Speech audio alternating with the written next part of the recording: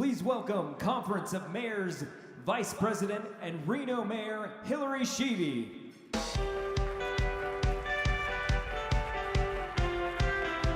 feel like Johnny Carson. That's great. How is everyone doing? Are you guys doing well? Are you tired yet? Yeah, you are. All right. Well, we're going to excite you with some great energy. Just, stay with us. First of all, please give a huge round of applause to the team here at the Peppermill. You guys are amazing. Thank you for serving us. I love you. They have to put up with me back there, so thank you. You're amazing. All right. Welcome to our final plenary session. Our final guest is a former president of this conference on the topic of accessing funds from the Infrastructure Investment and Jobs Act. As we have said before, mayors have waited decades for passage of a comprehensive infrastructure bill to prepare us for the 21st century.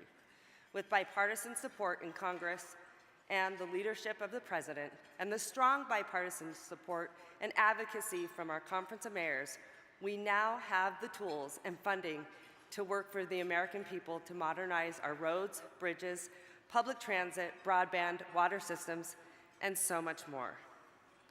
We could not be more pleased that the President has chosen one of our very own to guide and implement the new infrastructure law.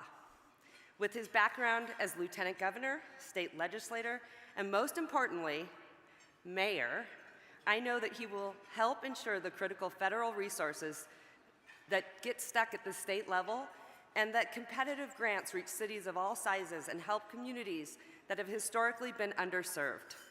Fellow mayors, please welcome former mayor of the great American city, New Orleans. New Orleans? That's how they, New Orleans. Former president of the United States Conference of Mayors and now White House Infrastructure Coordinator for the President of the United States. Please welcome my friend, Mitch Landrieu.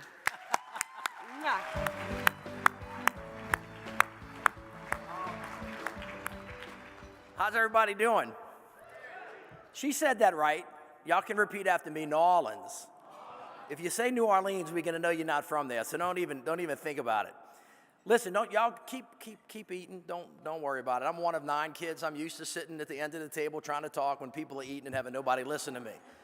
So don't worry about it. Mayor Sheevey, it's great to see you. Thank you for your warm welcome and all the work you've done to make this incredible weekend a great success. And of course, to Tom and the staff at USCM, thank you for all you do to keep the mayors at the forefront of all of the discussions in America. And to all of my fellow mayors, it's great to see you all again. I don't need to tell you, or maybe I do, that mayor was the best job that I have ever had. Please don't tell the president I just said that. It's tough, but it's good. It is close to responsibility. They can get their hands on you wherever you go. Stephen knows this. It's nice to see you. Up close and personal with the people. That is one reason why, from common sense gun safety to combating climate change, mayors are leading the way, and there is no group of elected officials in the country that demonstrates how to get stuff done better than mayors, to help build an economy from the bottom up and the middle out, to lower costs for families, which is the president's top priority, and finally, to address the carnage on our streets stemming from gun violence. For those of you that remember, I was the president of this organization some time ago, and I gave a speech from this podium about violence in our streets. The president spoke to this issue the other night, and unfortunately, it continues to plague our country. When I was mayor, a young girl named Breonna Allen had her guts blown out. She was 5 years old. She was standing on the porch of her grandmother's house. Her cousin Kennard got skinned in the face. Her father was the target of that killing. That bullet went down the street and hit Tawana Pierce in the head. She was driving a car with her 2 sons in it. And it goes on and on and on. And that was in 2013.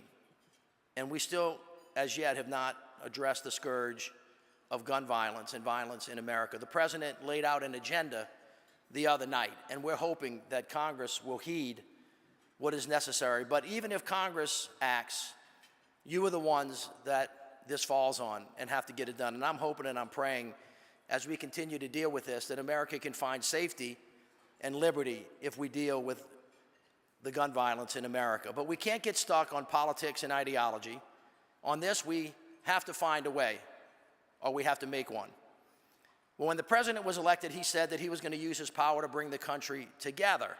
And there is one thing that we're united about in this country, and there's no better issue to help bridge the divide in this country than fixing our crumbling infrastructure. After years of dead ends and broken promises, President Biden brought Republicans and Democrats together to actually get it done. Just a few weeks ago, as we marked the 6 months of the bipartisan infrastructure law, we celebrated Infrastructure Week. This time, we're actually breaking ground, starting to turn dirt, ushering in an infrastructure decade. And it is in large measure due to your work. In these first 6 months, we're already seeing this law start to make a real difference, creating better jobs and transforming your communities in tangible ways. We've announced over $110 billion for highways, bridges, ports, airports, water, sewer systems, high-speed internet, and clean energy infrastructure. There's funding to clean up the Great Lakes, restoring the Everglades in Florida, and brownfield sites that dot all of our cityscapes. We've got nearly 5,000 projects all around the country that are identified and that are underway. So today I want to talk to you about how we as cities, as CEOs of regions and major economic engines, can use this once-in-a-generation opportunity to build bridges both literally and figuratively to our future. A bridge to a 21st century economy, to our clean energy future. A bridge to an America that works. A bridge to a more resilient nation. A bridge to an America where no one, not one person, is left behind. And ladies and gentlemen, it is you, the mayors, who are the bridge builders. The opportunity that we have in front of us and that you have in your communities as we speak is really endless. Between the more than $130 billion that went straight to local governments from the American Rescue Plan and the hundreds of billions of dollars eligible to cities in the bipartisan infrastructure law, we all need to think big, and we need to act big. We have to prove in this country that we can do big things again. This will be a moment we finally try to fix our workforce development challenges. Can we? Will this be the moment when we ensure that every American is connected to high-speed internet, closing the digital divide once and for all? Will this be the moment when we usher in a new era of clean energy and a more resilient economy? Will we seize this moment or let it pass? The President's bipartisan infrastructure law and the American Rescue Plan can be the bridge that gets us from where we are to where we want to go. We all know, for example, that it will take a skilled and diverse workforce to ensure that this funding's extraordinary potential indeed becomes a reality. Workforce development is historically not something that we do very well in this country. We have to admit it. But I know that you can help lead the way. And here we have to find a way, or we have to make one.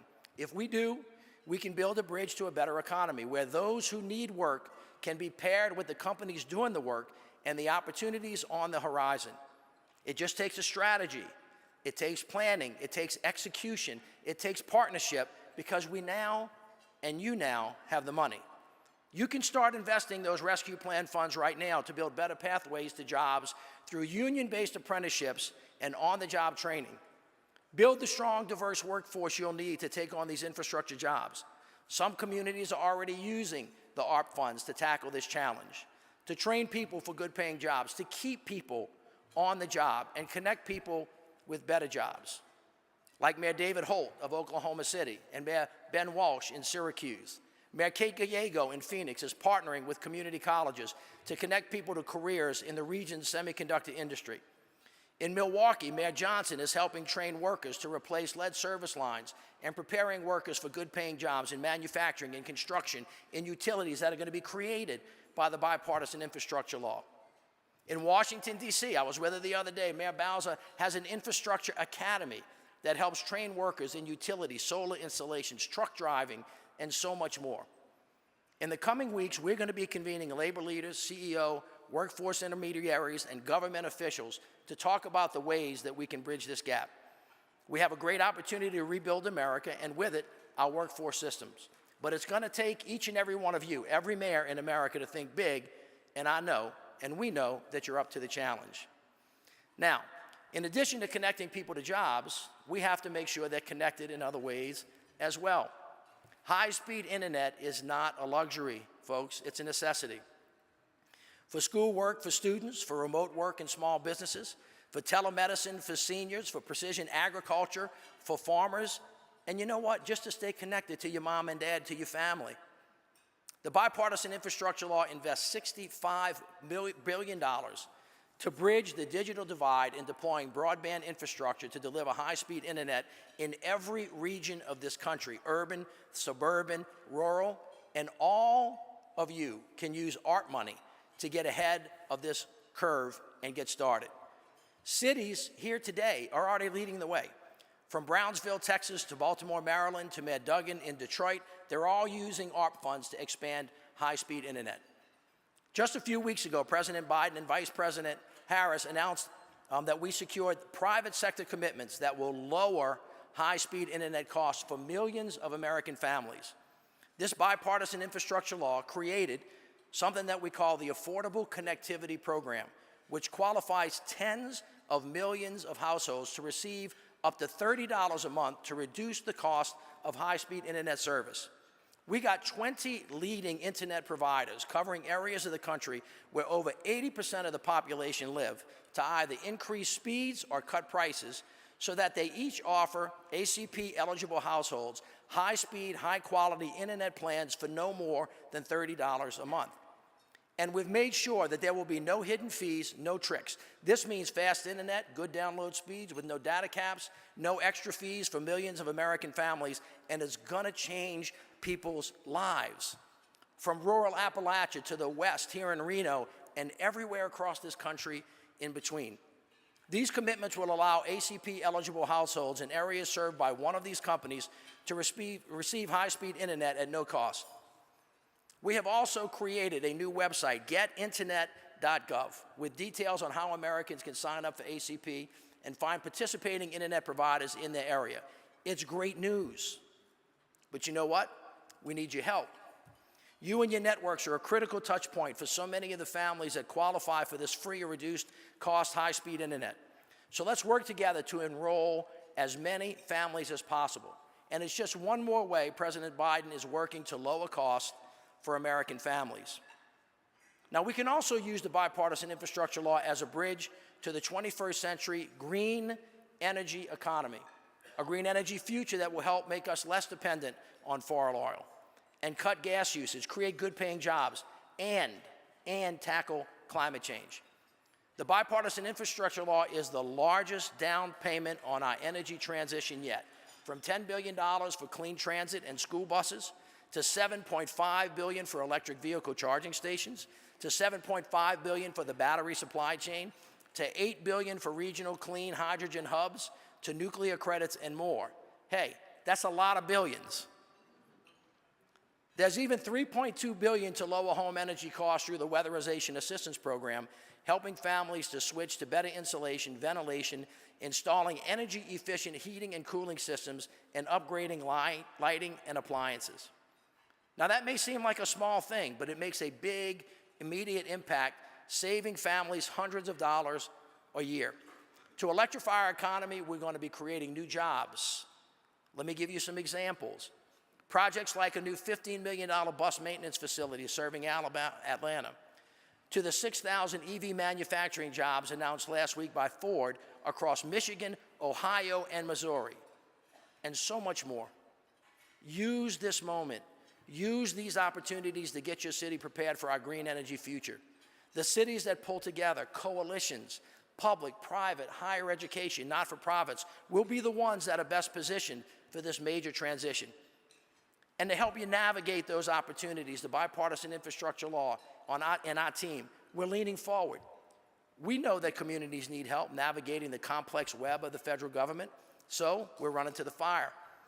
Last month, in addition to the guidebook, my team released the Technical Assistance Guide, which identifies more than $700 million in dedicated funding across 65 technical assistance programs across the federal government.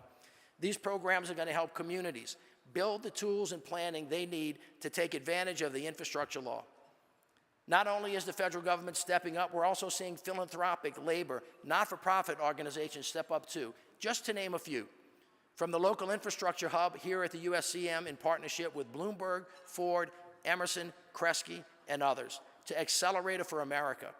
We're preparing to support a pipeline of technical assistance and capacity building for all of you. As a mayor, our team is laser focused on this. We have too much of an opportunity in front of us to let it go to waste. If there's anything that you take away today from what I said, I hope that you understand that this infrastructure law and the ARP that preceded it can not only be used to fix what is broken, like potholes, although that would be nice too. We have an opportunity to build a bridge to the future. We can show how to get big things done in this country together, mayors. Bridges are connectors, connecting people and places and workers. They span rivers and streams and cliffs and dams, and now they can connect the past to the future. My fellow mayors, after decades of waiting, the bipartisan infrastructure law is finally here, and it will be a bridge to a better America that you will help build. Thank you all so much.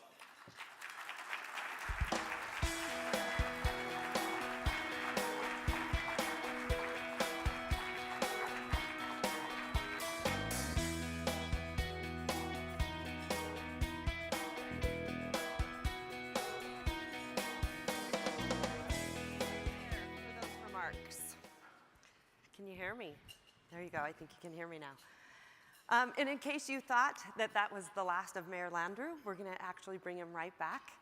We've got a tremendous panel for everyone. We're going to talk about the U.S. Infrastructure and Jobs Act. So please welcome some of my very favorite mayors, Mayor Steve Adler, Michael Hancock, David Holt, and welcome back to the stage, Mayor Landrieu.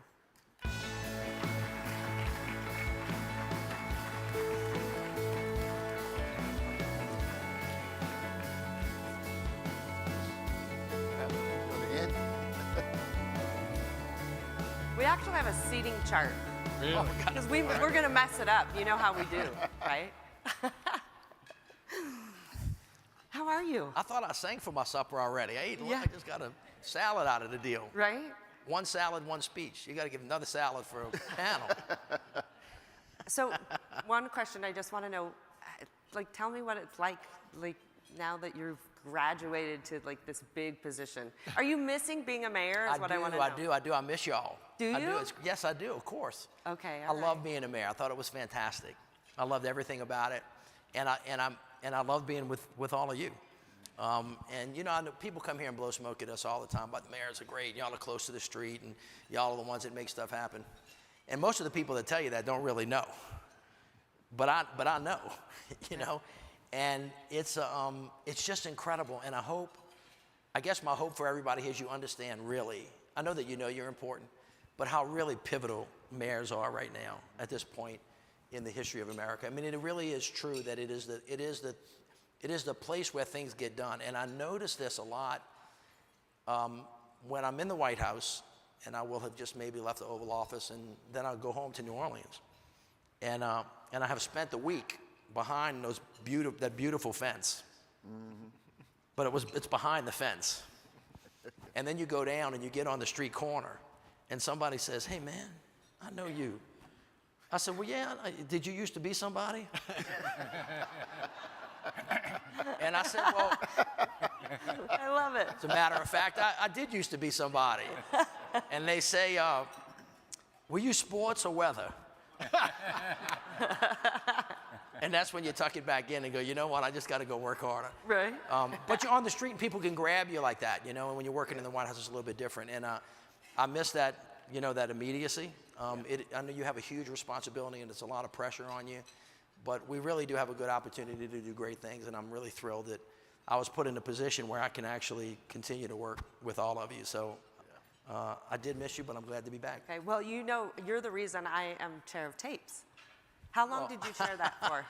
I don't know. Tom knows. How I think long? 6 years maybe. Yeah. Is that possible? Yeah, well, you did some great work. Well, so. thank you. Well, you did too, Mayor. Your city looks great. Well, thank you so much. Is this the first time you've been here? It is the first time that I've been here. Okay. I'm sorry. All right, well, we got to get you out to Burning Man. All right. I got my Burning Man peeps right here. You know, I was coming until something happened and I had to leave office. And then the Burning Man was like, wow.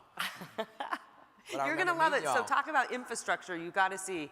It is Okay. impressive. All right. So my first question for you, what gets you most excited about this infrastructure law?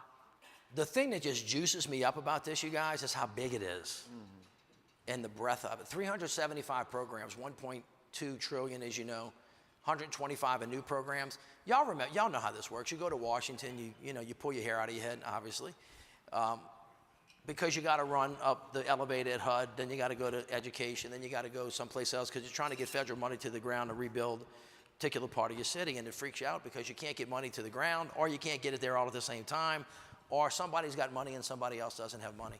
What's so exciting about this is the way they've designed the bill and the way the president has decided to execute it. He's allowed us to try to coordinate all this stuff from the White House. So I've had 14, maybe it was 12, cabinet meetings with the cabinet secretaries that are all responsible. So Secretary Pete, Mayor Pete, I call him Mayor Pete. I know, he'll always be Mayor I don't know if Pete. he likes it or not. I call him Mayor Pete, then I call him Secretary Pete, then whatever. I just said, what the hell? Like my mother said, what the hell's your name? She had 9 kids and she couldn't remember, so. So you got Pete and you got, the Secretary of HUD was here the other day, and then Raimondo and all these folks, and they come around this table, and we literally spend a lot of time figuring out how we're gonna break the stovepipes down and try to figure out how we're gonna, deliver things to the city. So for example, there are a couple of these things that cut across city lines.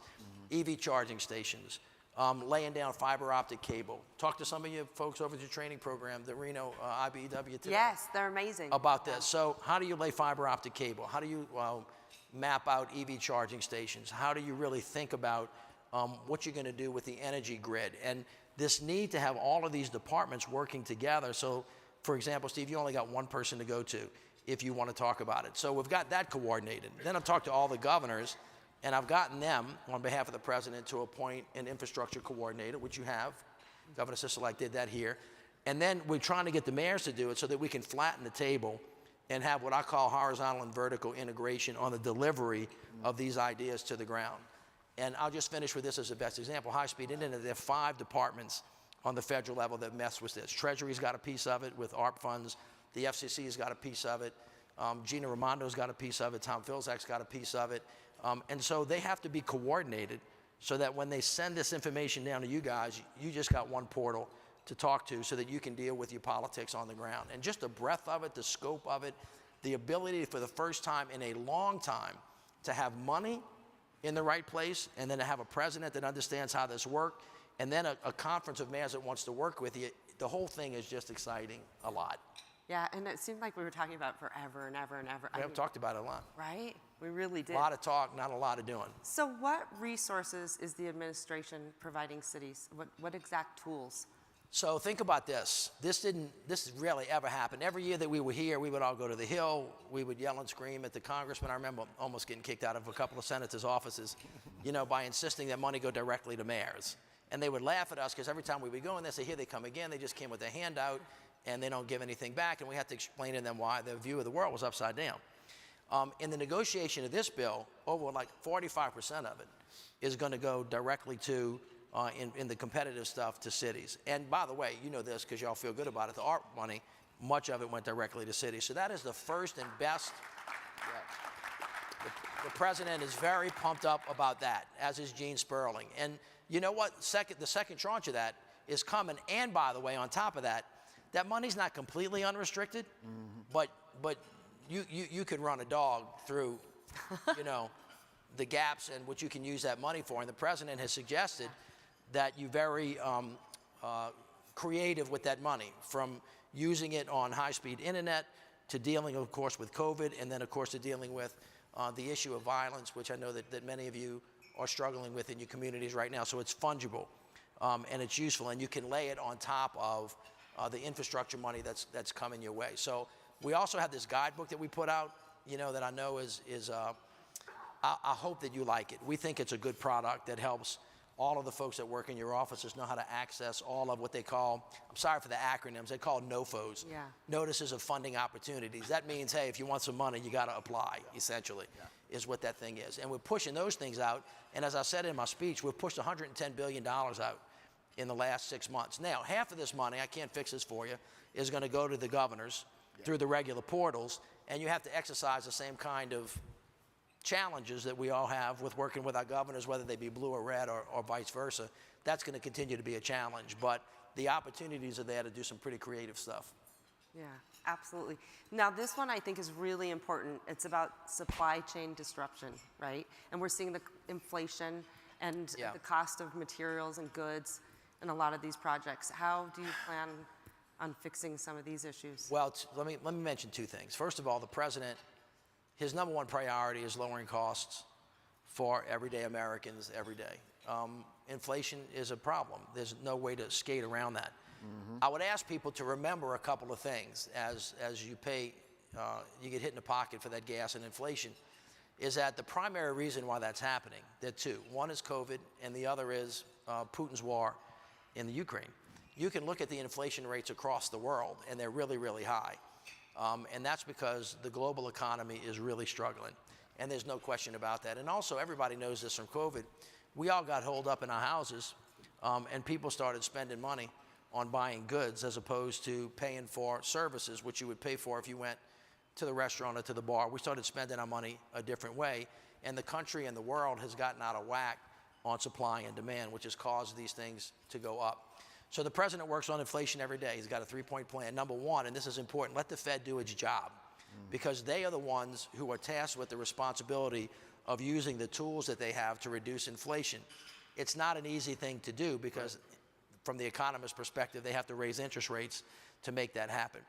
But I want you to remember a couple of things. A year and a half ago, if you can recall where you were, and Steve, you'll remember this, I know that all of you will, we had American citizens standing in line for food all over this country. And so when people say that the president shouldn't have used ARP funds, my question is, well, have we not done that?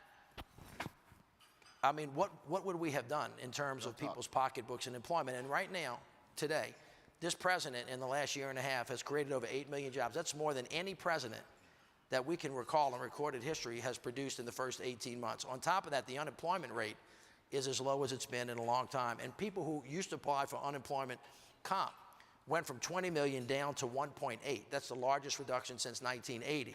People have more money in their pockets right now. They have more money in their savings account. They have less debt. And so the point here is that because of the president's policies, we're in the best position of any country in America to weather the two really big problems that we have with interest rates, inflation, and with gas prices. Now, having said that, that's producing something that you're feeling right now. There's going to be a challenge, and there has been, with supply chain problems, which is why we're spending a lot of money early on with ports and railroads, because that's what's going to hopefully alleviate that. But the infrastructure piece is not a short-term fix.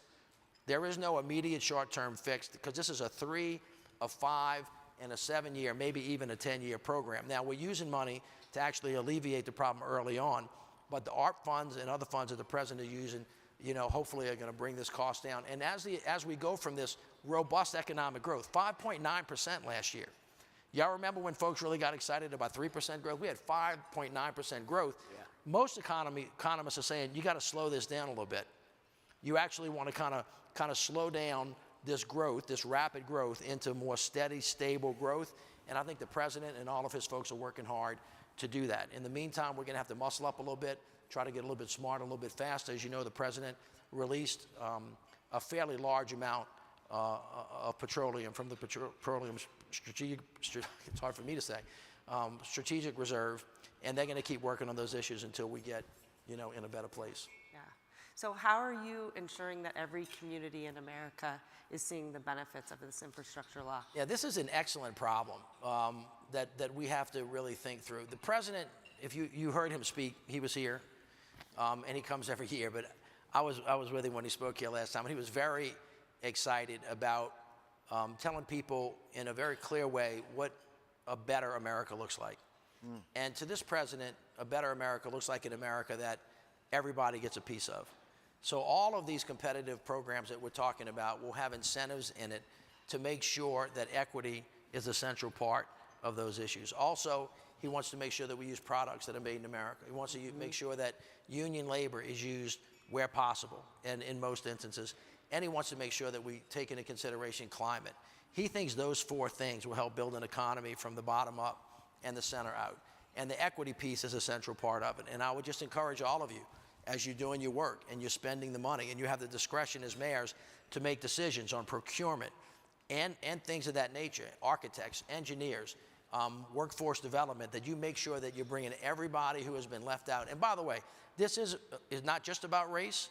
It's about regions. It's about age. It's about geography. It's about all of it, and making sure that all those people that have been left out of the economy actually get brought back into it. And there are incentives in the bill to help you figure out how to do that. Yeah, excellent. So exciting, actually. I mean, it's really hard to believe, like, finally, right? I mean, we talked about it for so About time. long. It's wonderful. I'm so happy to hear that. So, mayors, I want to ask you, what are some of the most exciting projects that you're doing in your city? Mayor Hancock. I think, you know, the ability for us to skate where the puck is going, and that is get ready for electrification. I think that's pretty exciting. My staff tell you, I ask every week, how are we doing with planning for the deployment of charging stations? Because I think that's going to transform our community. It's quite frankly where society is going. And I think ultimately, as prices and costs for electric vehicles drop and become more attainable by folks who are working class, charging stations are going to create a whole new level playing field for them. You know, we see what's happening in terms of fuel costs. We won't be so vulnerable to the whims of the economy around oil and gas costs and barrel costs, and people will just charge their cars and move on. I think it's going to be a game changer. Yeah, absolutely. I'm still waiting. You know, we have Tesla here, so I would like to see all of my police vehicles as Teslas. Absolutely. Right? With you on that. Tesla. I'm surprised Elon Musk hasn't said, here you go. Yeah. Right? Yeah. I think the manufacturers getting smart. Many of them have already announced. What's his number? You call him. Yeah, You might answer your call. And before I just we think know we have it, to tweet at him. That's probably what we have to do. yeah, well, you know, before we know it, we'll be He's talking spending a about lot of time there. Volvo and Chevrolet and Ford. All of them announced they're going that direction. Going after. So Tesla Makes will sense. be part of the overall equation. Yeah. Right. Ford made an announcement this week that they're going to invest billions of dollars in building 3 plants. Yeah. You know, across the country. Wow. We're not going back, you guys. In a couple of No. years, all of y'all are going to be driving electric It's vehicles. so true. Yeah. It is so true. Well, And we're gonna Squalik be- may hold out, We're but I going to think be that biking he more may- too, right? We're going to Exactly. be biking more. We are biking Yeah. more. I have a prediction about that. When Ford kicks out that Ford, you know, that pickup truck, that Ford F-150, all my people in Louisiana are going to be driving. They're going to go fast. It's going to be good looking. You know, Right. it's going to be powerful. And Yep. I just think rural America is going to buy into this really much more Absolutely. quickly than I think people have predicted that we will. I totally agree with that. Mayor Holt, tell me what's exciting in your city. Well, you know, when I look at the bipartisan infrastructure law, there's a couple things that rise to the top for me. Public transit is one. We're one of the 5 largest cities in the United States by land mass. So we've been casting a vision for years. It started with my predecessor, Mayor Cornett, for regional transit. And so we think that there's numerous programs possibly in the bipartisan infrastructure law that can help with that. And then the other thing that comes to mind for me is something that Amtrak explicitly talked about in the lead up to passage of the bipartisan infrastructure law, and that is connecting Oklahoma City to Kansas.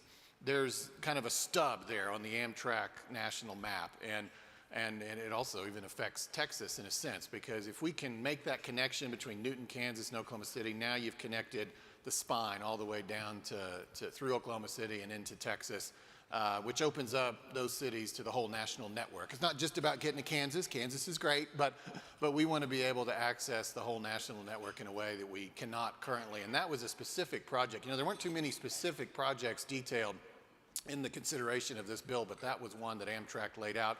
And thanks to the conference, the CEO of Amtrak was here this weekend, and we talked Yeah. about that. So we feel very Every time I excited turned about around, I felt like I was seeing an Amtrak representative,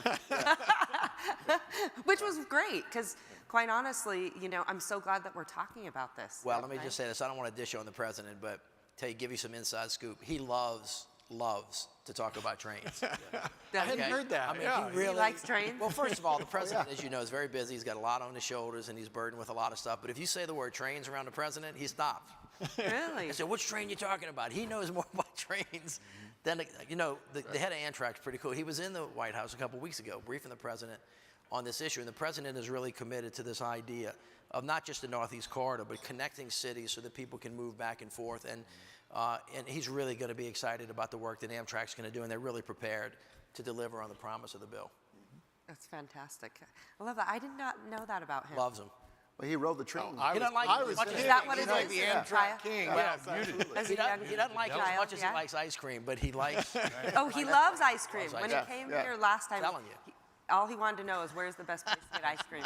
Exactly. This bipartisan those. infrastructure law, as Mitch well knows, is the biggest Lot. investment in the Amtrak system since its inception. So- Exactly.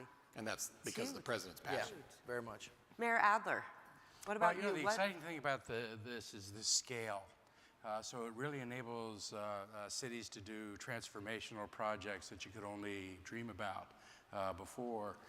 So I'm in Texas, and everybody loves their big cars in Texas, and 71% of the people that commute downtown in Austin are doing it alone in their cars, which is a horrible thing to do. We're never going to meet our climate change world responsibilities. It leads to a sprawling city.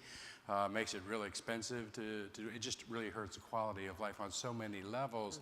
But we've never been able to develop the alternatives that could actually give somebody a viable alternative to riding a car. So kind of like the kind of thing Mayor Holt's looking at, we went to the voters as this was all shaping out in November. When it looked like we were going to really do stuff on infrastructure, and our voters approved the city putting in its stake for an almost $10 billion public mass transit system for a city, underground downtown, doing things that we had always just dreamed about.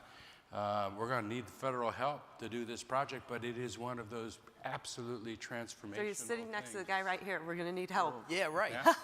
Listen, you asked me what I was excited about. If I were a mayor today in New Orleans trying to rebuild the city, I was kind of in this position, but we had been in a position of stress when I took over. We had Katrina, Rita, Ike Gustav, the national recession, the BP oil spill. We were bankrupt.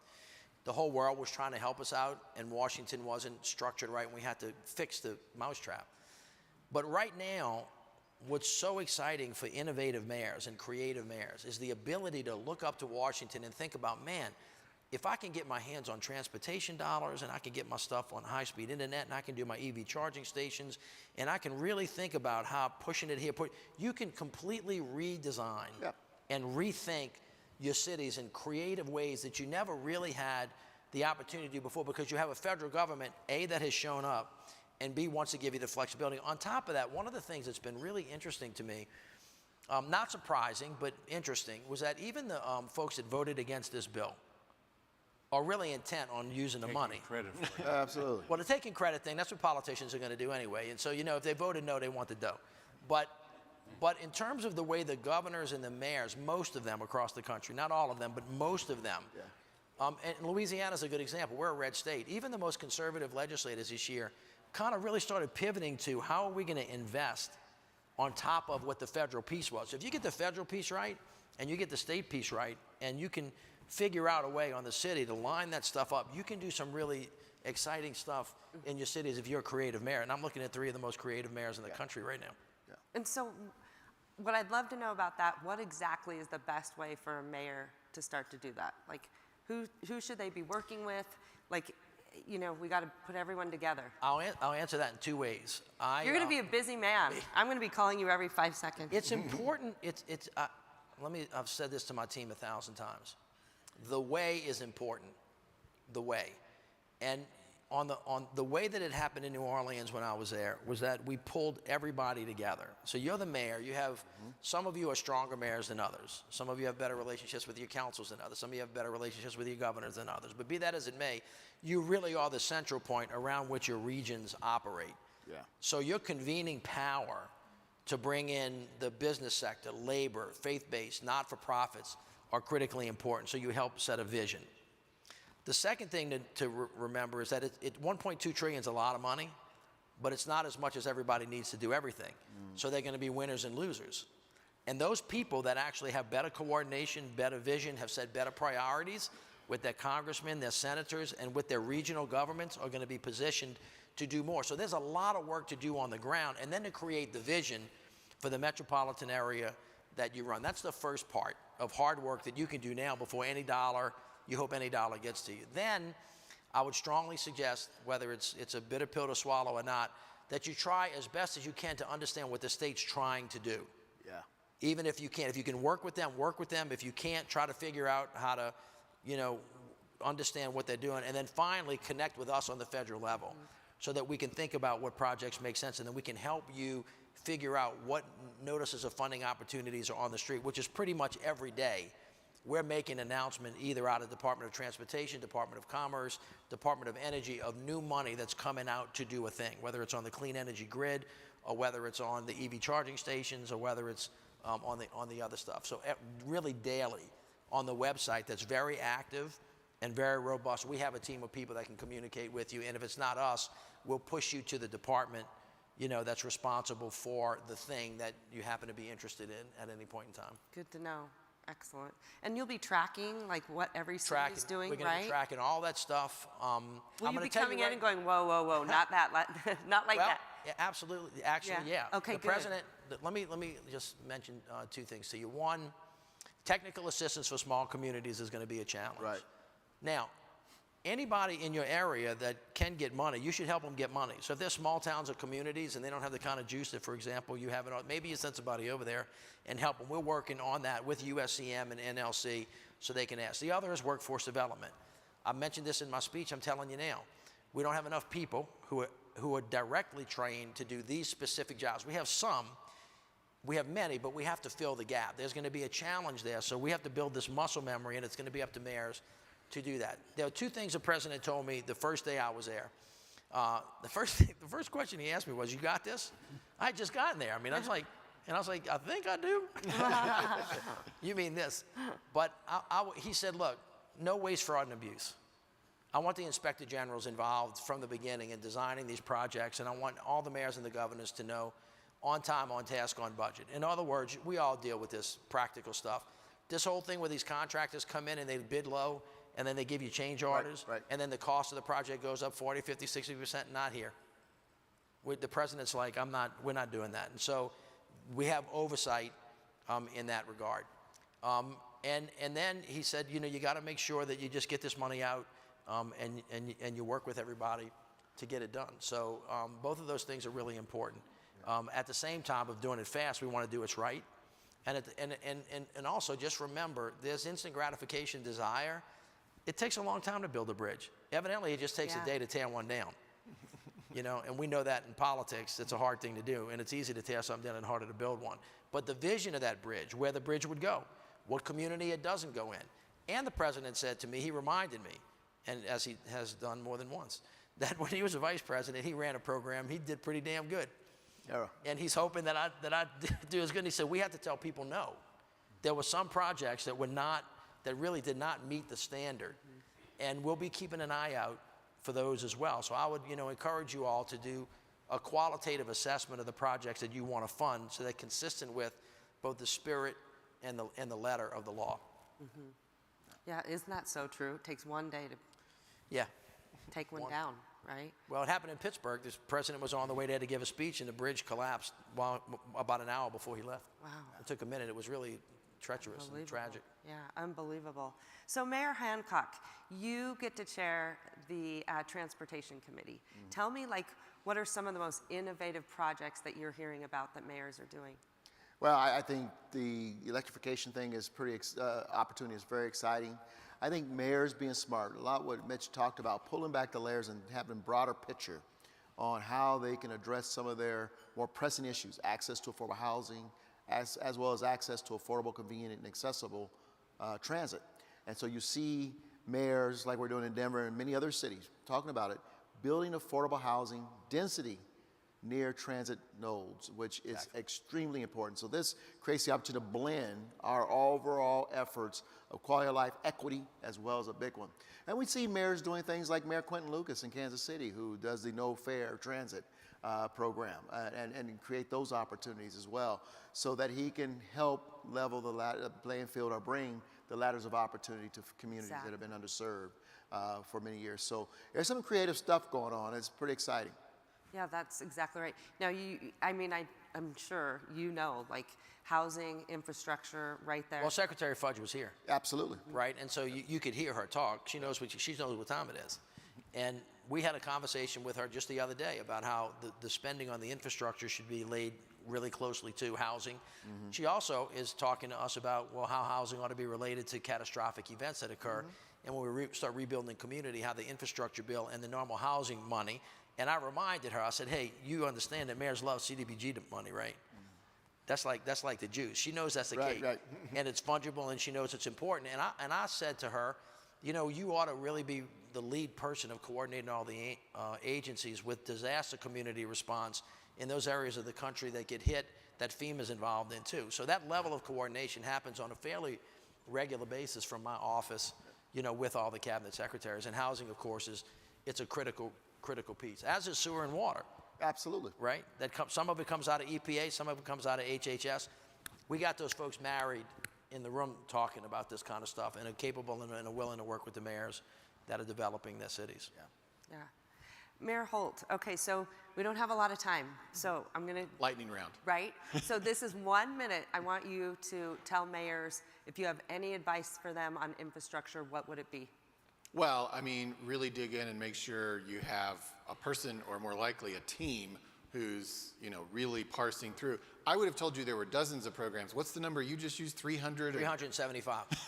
It's 375. 125 of them are new. And you can't assume that this just sort of is just going to come your way naturally. You know, it's not like ARPA where we're getting $100 million check that kind of use as we wish. We got to go out and chase it. Yeah.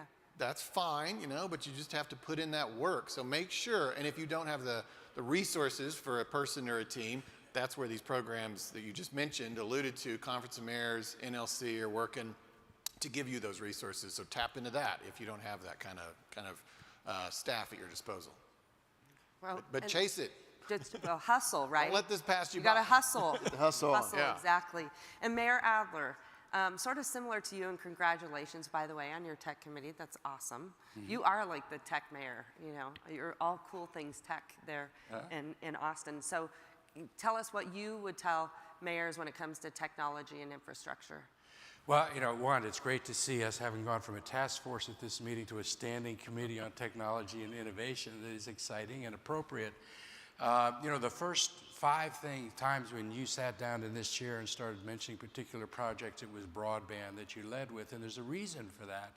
One is that we just saw yet again, but in ways we can't look away during the pandemic, on what it means to be able to be tied in and what happens to those communities that are not, and how far behind they fall. But it's more than just the pandemic. It's health, it's school, and so it was reinforced. The second is that in this bill, which is a bipartisan bill, probably nothing more bipartisan than the aspiration to have broadband. But what we know in this country is that 7% of the homes in this country have no access to any kind of broadband. I mean, they're hooking up with their telephone lines like we all used to do with AOL with those sounds. And in today's world, it takes even longer than you remember it takes when you have to go back and do that. And the connection falls apart more times than you remember it falling apart.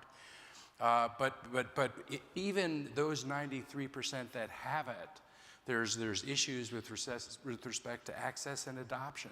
So it's really only 77% of the country that's actually tied into a system that they can use.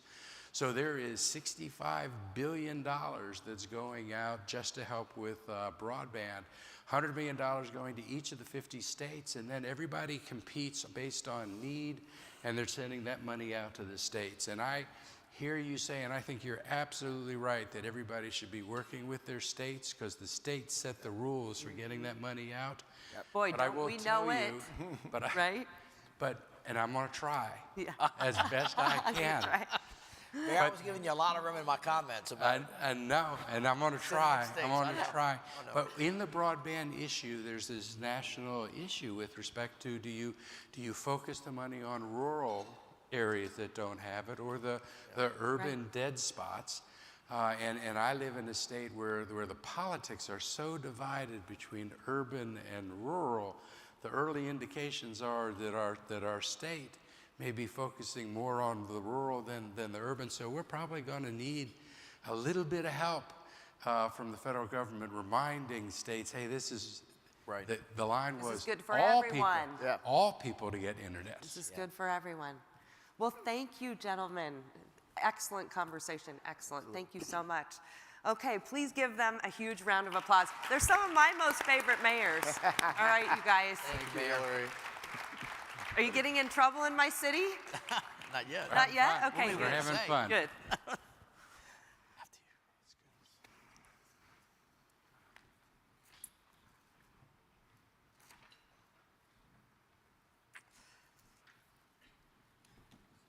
Okay, so we are going to take everything off stage.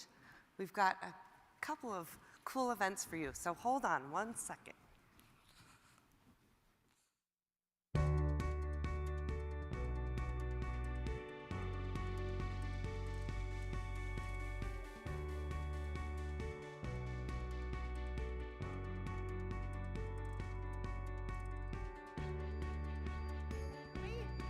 Is my mic on? Oh, there it is.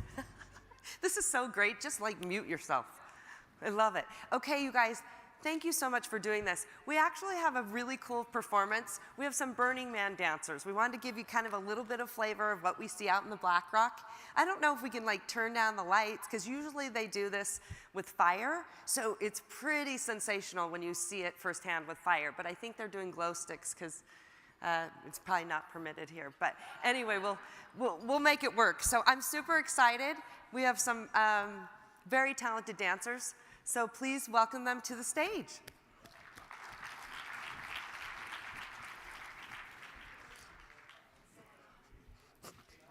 Sorry.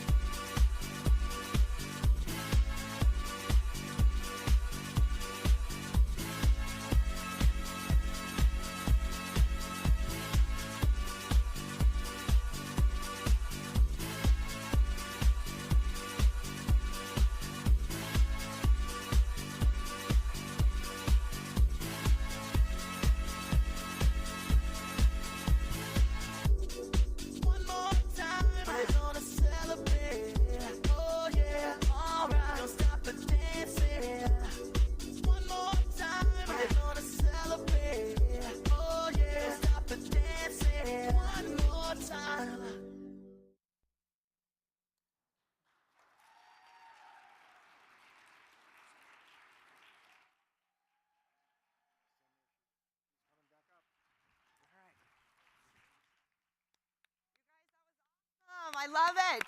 I love it. Thank you, thank you. It's so cool back there on the screen. I don't know what it looked like up here, but back there, it was so cool. Great job, you guys. Ladies and gentlemen, please welcome the CEO and Executive Director of the U.S. Conference of Mayors, Tom Cochran, for a special presentation. We have something very special for you. You remember in Burning Man? No way. Yes. No way. Harold Riddle, our my creative God. designer, has created a bicycle just my for gosh. you. You know how badly I wanted one of your bikes. I know. This is amazing. I So- was like, you took that bike out there, and I was dying to have it. I wanted to put it in my office, and then when we came back, you were like, I'm sorry, it's gone. And I was just heartbroken. Oh my God, I love it. He did this. You did this by hand, didn't Yeah, you? he did it up in his room. Oh my God, I love swear to you God. so much. I love you guys. You are amazing. You're gonna make me cry. Look at how cool this is. No, Barney, just don't Megan, let are you Rick guys seeing mess this? it up, okay? Look at and it's got playa dust on it. Yep. Even better. Oh my gosh, I love this. Okay. How long did this take you to do? Probably 10 hours. 10 hours. You This is got like to, truly you a need, work of art. They need to really see the detail on this. It's amazing. It's amazing. It is amazing. Honestly, I can't begin to tell you how much I absolutely love it.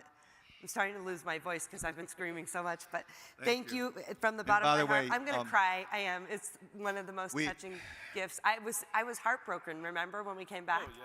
I was so bummed. This is like so thoughtful. I can't wait. And I can Mayor, write this it is too. this is a gift from us to you.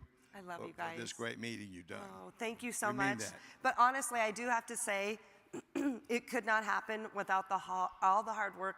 There's a lot of people back here behind the scenes. They never get recognized. Like most mayors, we come out here and we take credit for a lot of the hard work that other people do. So please give them a huge round of applause for everyone back there. I tried to get them to come out, but they won't do it. They like to be behind the scenes, but they really are creative geniuses. I love you from the bottom of my heart. Mwah. You're the best ever. This right, is we beautiful. will- You've we got will- to see this. Do you want to leave it out here? Yes. Yes, I want to leave it out here. Leave it on the edge. Last but not least, All right. we'll have one more We'll see you a presentation. little bit I later. love you guys. Thank you so much. How cool is this? Now, there's a little problem with being a little short. I was laughing because I was thinking next year when we do the podium, you're going to have to get me an apple box or something because, you know, those podiums are so tall. This is amazing. You've got to see this in person, like up close. I cannot believe he's really, really talented artist. I love this. This is amazing. Anyway, okay, shifting gears. Obviously, during the pandemic, it was really, really hard on all of our artists. One of the most special projects that we had was the City Song Project, and that was incredible, and it was from Mayor Fisher, who helped launch it, you know, throughout cities. And so I was just so proud that, of course, my city came and said, we really want to be a part of the City Song Project. So I'm super excited to bring out a good friend of mine, Eric Anderson. Please come out. Hello. Mwah. I am so proud. You wrote, you produced this, you got all of these artists together, like all in one place. Like when I watch it and I see it and I hear it, I like, honestly, it touches my heart. I want to cry. I love it. So kind of tell them a little bit about like your experience, how it made you feel. I mean, like this isn't a pandemic when we're all so separated. And I mean, was that hard to sort of get everyone together? What did that look like? Well, first of all, it was just an amazing opportunity when I got the call to put it together. As we all know, that was an incredibly tense time as a nation, as a world, as a community. Certainly as a mayor, I'm sure you can all attest to that. And I really tried to channel that challenge into involving our city and trying to spread some message of hope and unity. And we desperately needed that at that point. So it really was a pleasure of my lifetime. So thank you. Oh my God. This guy is so talented. It's crazy talented. I keep trying to keep him here in Reno. He tells me he's leaving. I'm like, you're going nowhere. But anyway, let's roll this video. I want everyone to see it.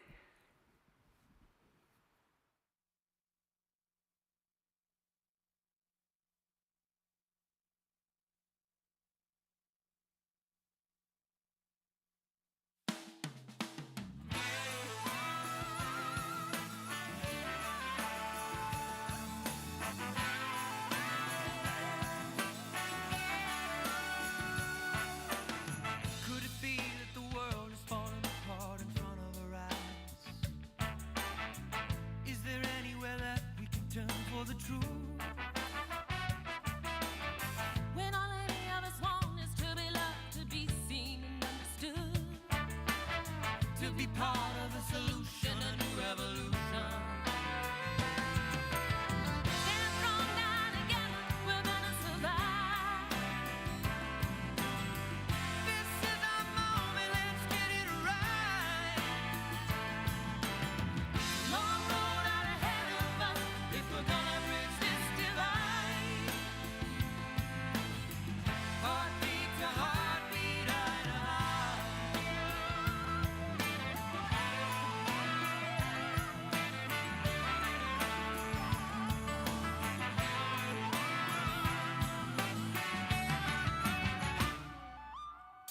Could it be that the world is just trying to course correct? As if fighting our way out of the cocoon. It's a call to action and love to change our ways for good. To embrace our birth pains and new evolution. Stand strong now together, we're gonna survive. This is our moment, let's get it right. Long road out ahead of us, but we gotta reach this divide.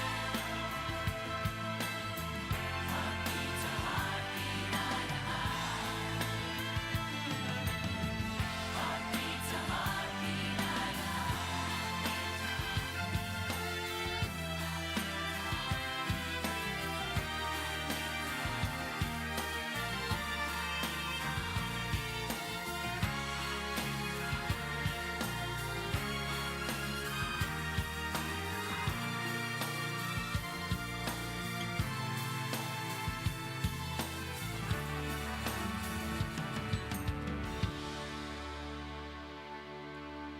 Beat to beat, eye to eye.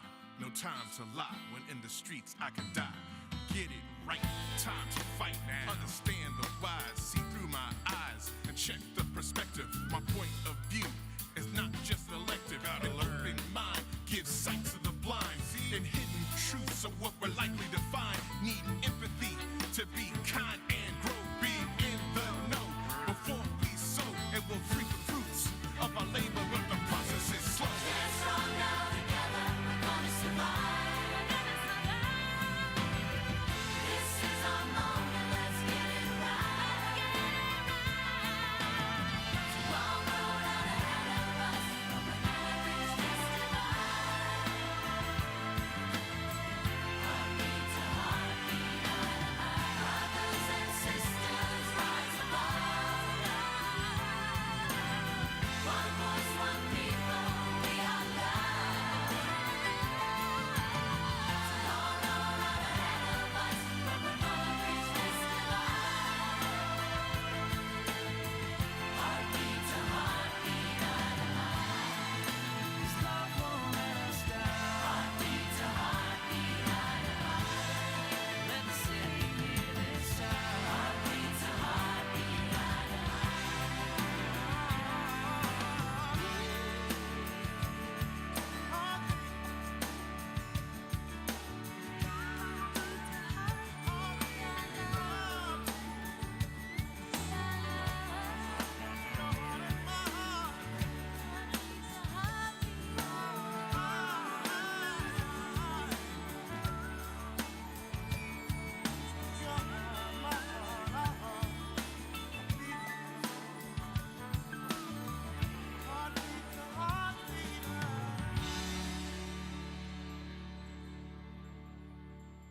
Heartbeat to heartbeat, eye to eye. I feel like a proud mama. I do. I feel like a proud mama. Are you proud? Yeah. Thank you. Yeah, he's so proud. You're blushing over there. All right. So sadly, this concludes our meeting, but I am so excited that we can all get home and have a little nap. But actually, really quickly, we have a couple of things that we've put together, a couple of workshops from my city. I think Megan Berner in about, well, actually, I think it's in like 5 minutes, 10 minutes. You can run and get into one of our vans. It will depart from here. What time is it exactly right now? 2:11? Ooh, you have about 5 minutes. She'll wait for you because she wants to show you a tour of our city and our incredible arts and culture, tons of murals. You are going to be very, very impressed.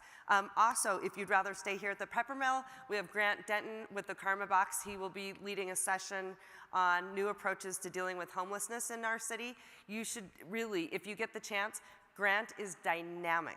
He is a game changer. Every city should have a Grant. And he's very, very funny. He's compelling and compassionate. And he actually was homeless and has had a lot of struggles, so he's very inspirational. So if you get a chance, you'll definitely want to see him.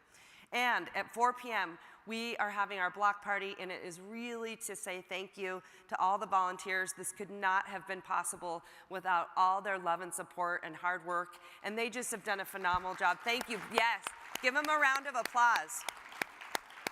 Huge round of applause. That's at 4 p.m. So please join us then. And last but not least, thank you to Tom Cochran. You have been tremendous. You are always tremendous. You're always just one of the best in the business. And everyone backstage, please give them a huge round of applause for everyone backstage. Thank you so much. All right, this meeting is adjourned. Can I get a motion? I need a motion, Mayor Counts. Where's my motion? Move to adjourn. Thanks, everyone.